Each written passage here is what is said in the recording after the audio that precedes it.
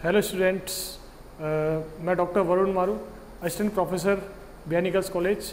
आज मैं आपके सामने एक टॉपिक प्रस्तुत कर रहा हूं, उसका नाम है राष्ट्रपति, संघ की कार्यपालिका या यूनियन एग्जीक्यूटिव।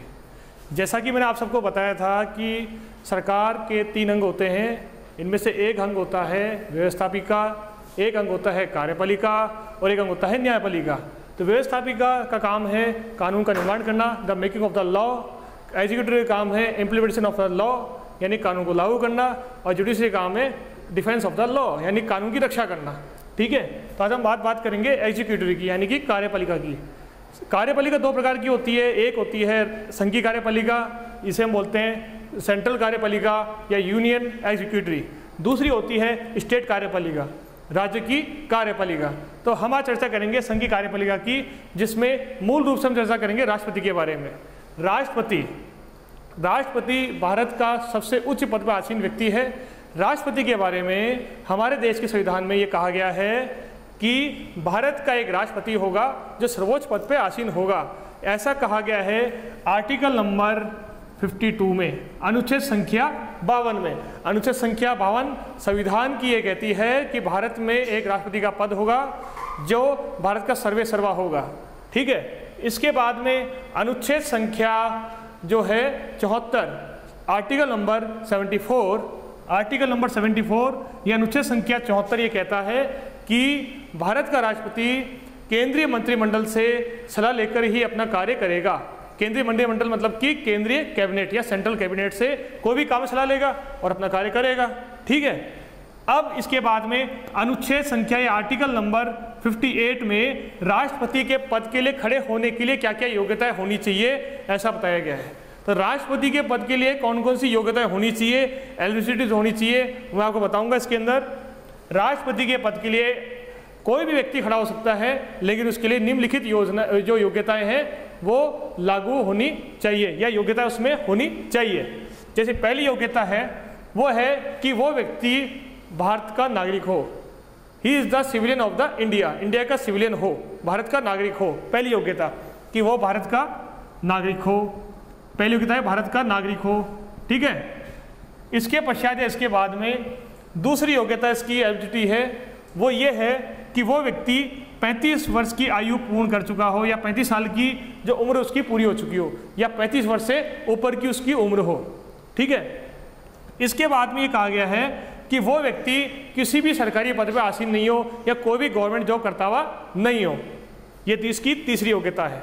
और चौथी योग्यता ये है कि वो व्यक्ति लोकसभा का मेंबर बनने की योग्यता रखता हो। ये 4 योग्यता जिस व्यक्ति में है वो व्यक्ति राष्ट्रपति के पद के लिए आवेदन कर सकता है।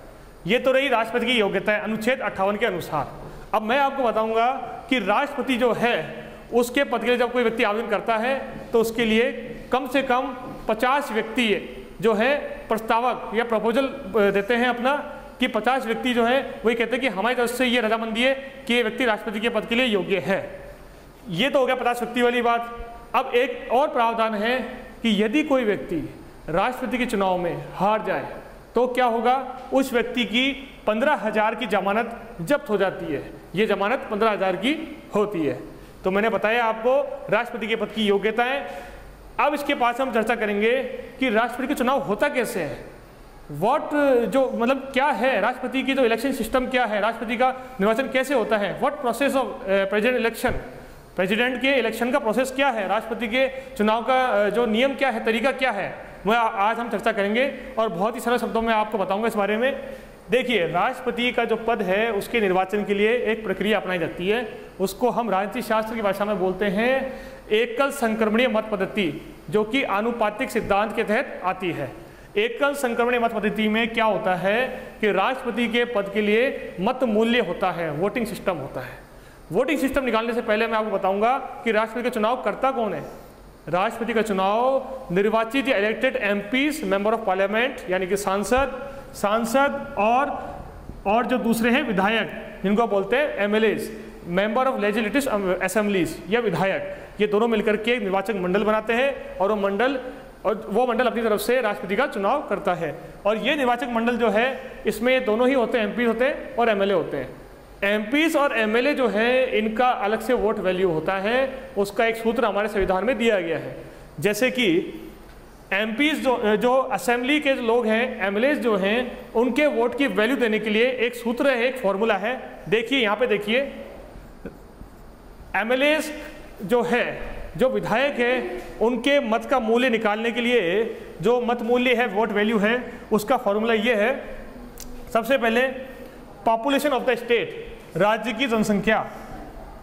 राज्य की जनसंख्या कितनी है, राज्य की जनसंख्या कितनी है ये, प्लस विधायकों की संख्या, एमएलए का कितने विधायक हैं, ये कितने विधायक उस राज्य की विधानसभा में हैं।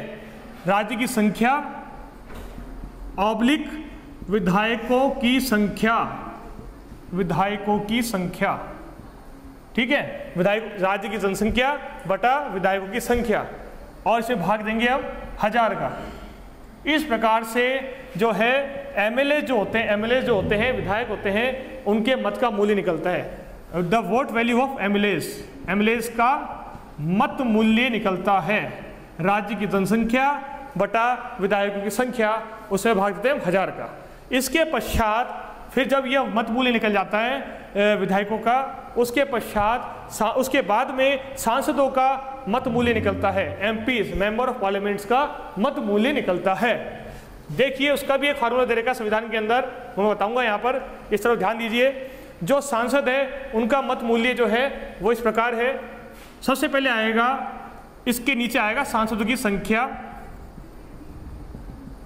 और ऊपर आएगा इसके विधायकों का मत मूल्य, इसके ऊपर आएगा विधायकों का मत मूल्य। यानी कि एमपीज का जो वोट वैल्यू निकालना है आपको, सांसदों का मत मूल्य निकालना है आप लोगों को, तो पहले इसके अंदर आएगा सबसे पहले विधायकों का मत मूल्य जो हमने पहले निकाला था, उस vote value of the MLAs बटा सांसदों की संख्या।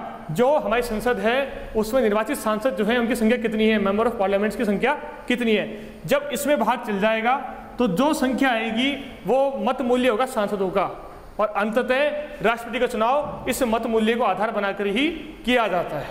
ये तो रही राष्ट्रपति के चुनाव की बात। अब हम ये देखें इसके अंदर कि आपके कंपटीशन एग्जाम्स में या कॉन्स्टिट्यूशन के सवालों में कई सवाल ऐसे आते हैं कि भारत का जो राष्ट्रपति है ये कौन से नंबर का है, किस संख्या का है।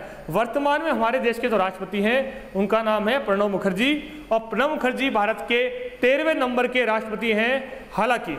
हालांकि कार्यवाहक राष्ट्रपति के हिसाब से देखा जाएगा, जोड़ा जाए तो वो 15वें नंबर के राष्ट्रपति कहलाते हैं। लेकिन वैसे अगर हम कार्यवाहक राष्ट्रपति को हटा दें, संख्या को हटा दें, तो फिर ये संख्या रहती है 13 नंबर के प्रेसिडेंट है प्रणब मुखर्जी। और हमारे जो वो राष्ट्रपति जो कि शिक्षक भी रहे हैं और जिनके नाम पर शिक्षक दिवस मनाया जाता है, टीचर्स डे मनाया जाता है, उनका नाम है डॉक्टर एस सर्वपल्ली राधाकृष्णन, और वो पहले दार्शनिक राष्ट्रपति रहे हैं।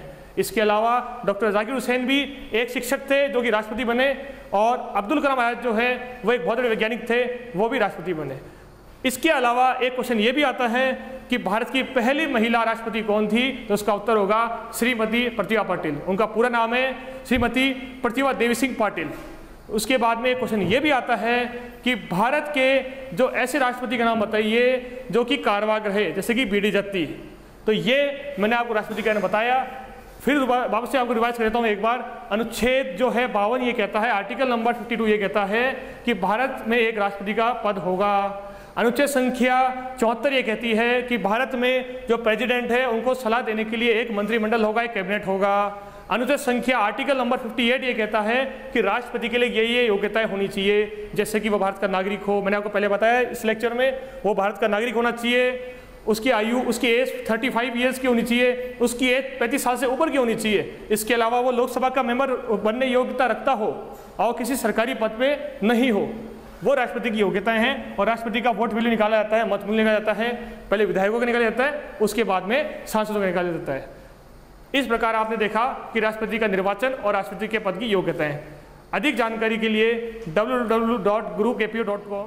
Thank you.